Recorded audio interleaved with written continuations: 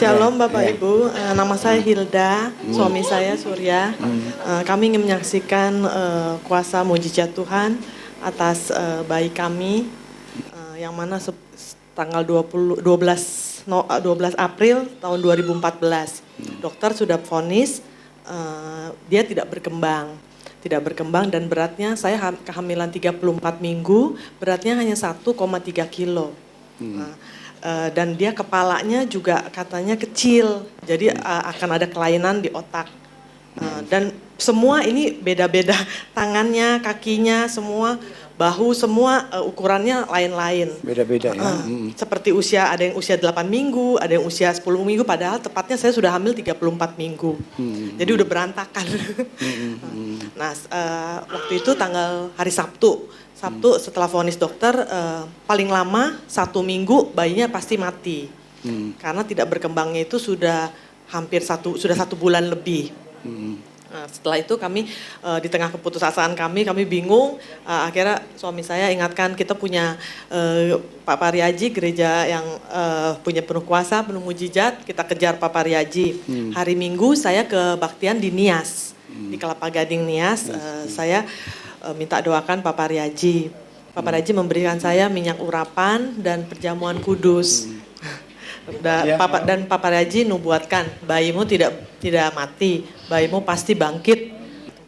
Nah, setelah itu saya ditelepon dari rumah sakit, saya bilang saya tidak mau keluarkan gitu, biar saja, saya yakin anak saya pasti hidup. Hari Selasa saya ke dokter kembali dan periksa, ternyata berat badannya sudah bertambah dari 1,3 jadi 1,8.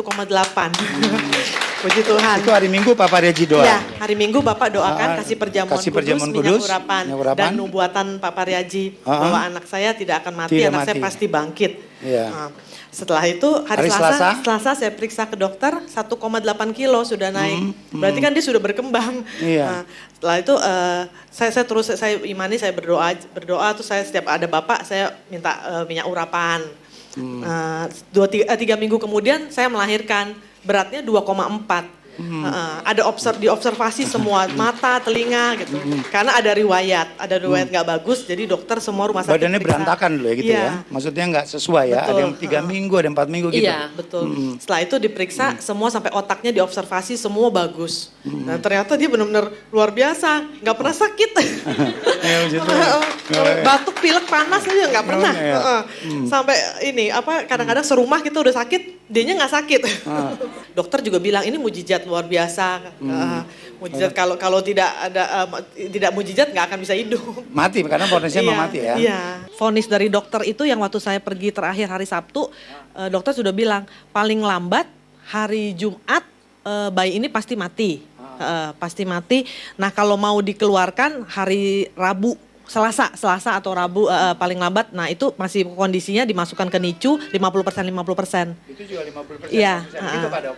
Iya, jadi karena dengan kelainan pasti mereka akan membesarkan si bayi di luar. Itu biasanya masuk inkubator, ya.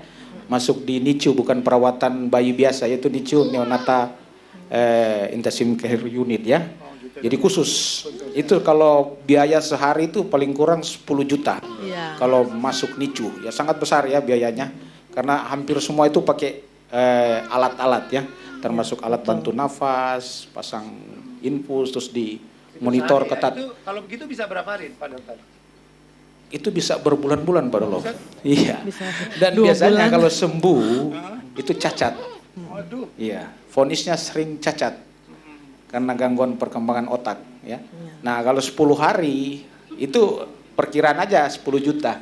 Biasanya bisa membengkak ya. Kalau 15 juta ya 150 juta. Itu 10 hari belum pasti. Ya. Kalau dia masuk 20 hari ya itulah. Iblis bilang hanya untuk mencuri. Mencuri ya. Mencuri. Ini minyak dan anggur ternyata terpelihara sempurna. Amin. Saya Amin. sehat sempurna. Amin. Ya. Dan lahir akhirnya sempurna Bu ya. Nggak meninggal, maksudnya nggak mati ya. Bersyukur sekali, kami sangat bersyukur. Tuhan begitu baik ya, melalui Pak Pariaji, juga perjamuan kudus, minyak urapan. Yesus ngajar soal tanda orang dipilih Tuhan. Jadi ada tandanya soal. Sirinya ada kuasa. dan mujizat. Baik kita baca sini yaitu Matius 11, 1-6. Setelah Yesus selesai berpesan kepada ke-12 muridnya, pergilah ia dari sana untuk mengajar dan memberitakan Injil di dalam kota-kota mereka. Di dalam penjara, Yohanes mendengar tentang pekerjaan Kristus, lalu menyuruh murid-muridnya bertanya kepadanya, "Engkaukah yang akan datang itu, atau haruskah kami menantikan orang lain?" Yesus menjawab mereka, "Pergilah dan katakanlah kepada Yohanes, apa yang kamu dengar dan kamu lihat. Orang buta melihat, orang lumpuh berjalan, orang kusta menjadi tahir, orang tuli mendengar, orang mati dibangkitkan, dan kepada orang miskin diberitakan kabar baik. Dan berbahagialah orang yang tidak menjadi kecewa dan menolak aku." Demikian. Tuhan memberi tanda kepada orang yang katakanlah dipilih Tuhan. Pertama ada tanda orang mati bangkit. So. Biasa, semakin orang mati udah banyak. So. Karena apa? Saya cinta pada sesama. So. Tapi yang utama cari rasa surga. Kemudian apa? Orang lumpuh berjalan. Di tempat ini pernah Ibu Eli, so. Mamanya Dr. Daniel. Lumpuh, kursi roda, kanker lagi. So. Saya bilang, saya buka satu pot ini di kantong saya.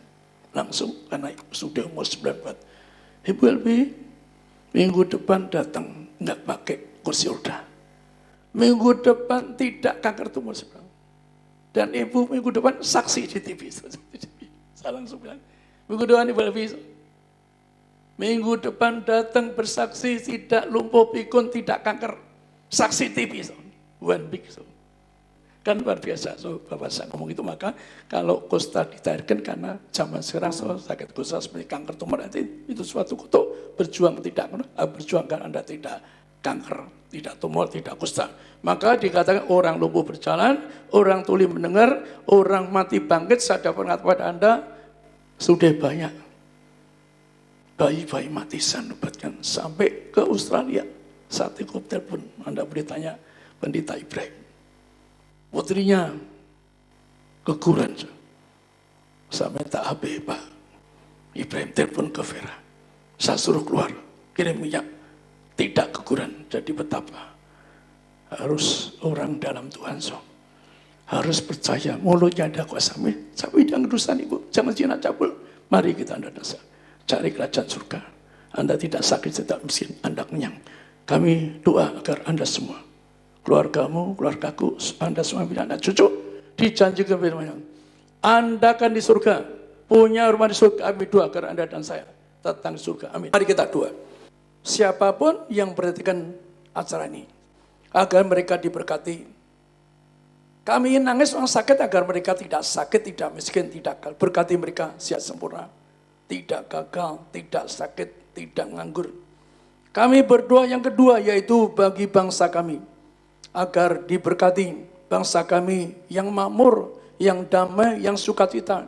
Agar bangsa kami tetap berpegang pada yaitu Pancasilais, nasionalis, agar hidup yang damai sukacita. Kami berdoa sesuai firman-Mu Tuhan di Esra 6:10 bahwa doakan kaisarmu, pemimpinmu, bahkan keluarganya. Maka kami doa para pemimpin bangsa kami, beri kuasa untuk memimpin bangsa kami. Demikian juga Tuhan kami berdoa agar siapapun yang menyaksikan acara ini diberkati Tuhan. Kami doa agar mereka tidak sakit, tidak miskin, tidak bangkrut. Kami doa agar mereka juga jauhkan dari setan kuasa gelap. Dan kami doa mereka selamat surga. Dan kami doa agar mereka bersama keluarganya akan masuk surga. Kami doa dalam nama Tuhan Yesus. Kita sudah berdoa bersama saudara sekalian, imani bahwa doa saudara sudah dijawab oleh Tuhan Yesus Kristus. Anda yang dalam ikatan kuasa kegelapan sudah dilepaskan di dalam nama Tuhan Yesus. Anda yang dalam sakit penyakit sudah disembuhkan di dalam nama Tuhan Yesus. Dan Anda yang dalam masalah sudah dibebaskan di dalam nama Tuhan Yesus. Saudara sekalian, hiduplah di dalam kekudusan Allah. Jadilah pelaku daripada firman Tuhan, maka kita akan selalu mengalami kasih, kuasa, dan mujizat Tuhan. Di layar televisi saudara tertera nomor-nomor telepon yang dapat Anda hubungi. Sehari dalam 24 jam Anda dapat dilayani. Sekian program mujizat ini. Sampai jumpa pada program mujizat berikutnya. Tuhan Yesus memberkati.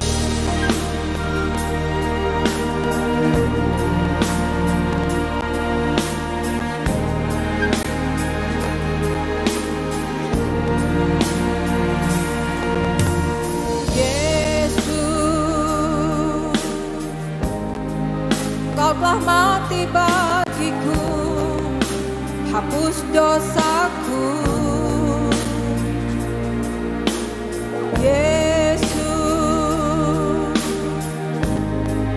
Kau telah bangkit dari maut, beri kemenangan